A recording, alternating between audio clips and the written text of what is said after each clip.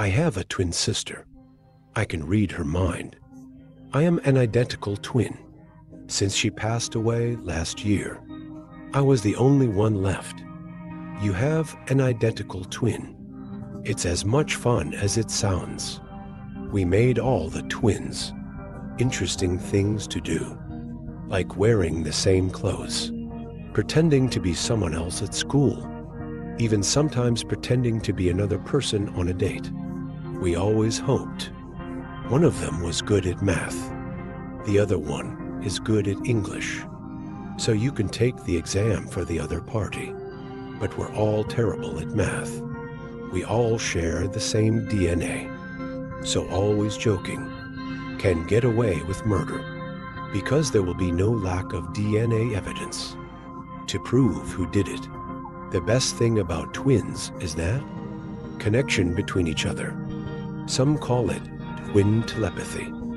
That is to say, as twins, you can basically read each other's thoughts, injured on the other side, or feel it when you're lost, then speak the other person's inner monologue.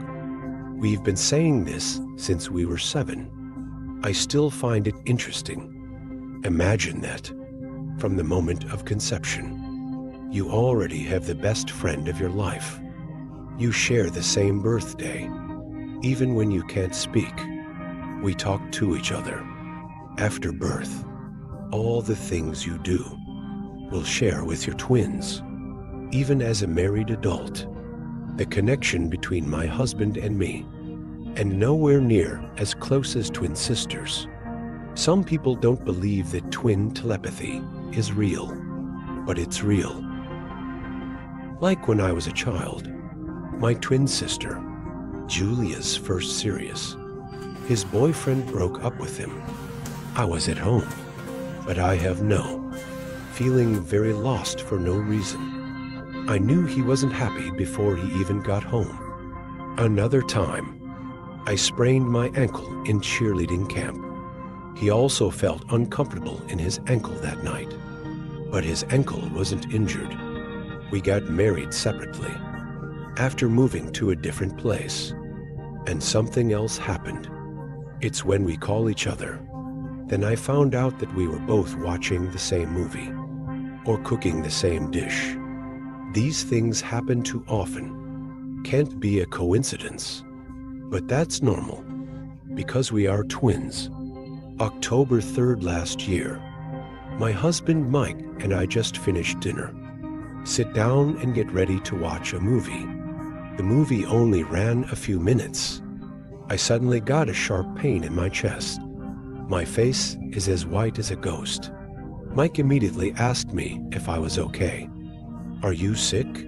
"Because I don't look good." I told him about the sudden pain in my chest. He thought I was having a heart attack. Want to call the police. I know it wasn't a heart attack, but something worse. Julia was seriously injured. I took my phone and tried to call him, but no one answered. I knew he wouldn't answer when I dialed. I tried to call his husband Jeff, think he might answer, but it went straight to voicemail. No matter how many times I call, no one answered. All I can do is wait anxiously. Then I had a strange feeling. This feeling has never been felt before. It's like something ripped off me. It's like I'm only half a person left. And I started crying. Look at Mike and say Julia is dead. No one has told us yet, but I just know. Soon after, we got the call that Julia was driving drunk with her husband. So he died. Julia's drunk driving crashed into another car. Himself, his husband, and 3 people in the hit vehicle died. He's dead. My partner is dead. The unbreakable bond between us. It finally broke by way of death. That's what I thought. And then I had this feeling. It's very subtle, almost imperceptible, but I do feel. What has Syria left me? I didn't quite believe it at first. I think I just wish he was still alive. So, in my imagination, the connection between the two of us reappeared. But as time goes by, I realized it wasn't my imagination. It's real. I can feel him again. It doesn't feel like it did when he was still alive. Strong but existent. For months. I went to bed happy for the first time. Midnight. I had a terrible nightmare. Wake up. I saw myself being thrown into hundreds of bars. In the pit of vipers. This reminds me of that movie, Indiana Jones.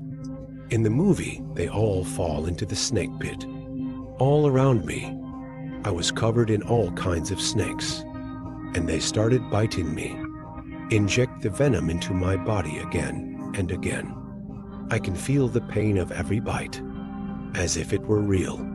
Because of the venom, I couldn't move, can't talk. This is when I saw a huge snake coming. Open your mouth to eat me. Before he actually eats me, I woke up. Julia and I have always hated snakes. This one has no legs, but something that can still move. It scares us. I know it's okay if you don't provoke them, but it's still one of our greatest fears. This dream is more real than I could have imagined. When telling people about this dream, I feel a sense of nervousness. With the connection between me and Julia, it gets stronger and stronger, and those nightmares became more frequent. In every dream, I can only watch what happens to me. It's like watching a movie starring myself. And one night, I was burned alive in a burning building. Another time, I saw myself without a parachute, was pushed out of a plane and fell to his death. These nightmares continue every night.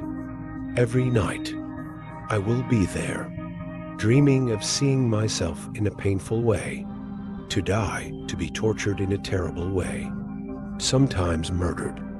For some reason, I can feel the pain. I've had nightmares before, but nothing compares to what we have now. Last night's nightmare was different from the previous one. I was chased in my dreams by men with machetes. This nightmare begins in the middle of the story. I'm being chased. I ran past a house, slammed the door shut, then locked the door, has slowed them down. I look in the direction I'm looking, hear me say, "Great, help me, help me, help me." And it dawned on me that it was Julia. It wasn't me. I tried to run over and help him, but in addition to watching, there's nothing I can do. I shouted his name, but he can't hear me. All I can do, just watch those men catch up to him, and then brutally murdered him again. I woke up crying. I can still feel it, that connection with him. I know now. Why do you always feel that something is wrong? I think he's hurt. It all makes sense now. He died and went to hell. Every night. He would keep having a different nightmare. Every night. I have to. Watching it all in my dreams. He was asking for my help, but all I could do was watch. What can I do to end these nightmares? Somebody help me. If you like this story, please click like.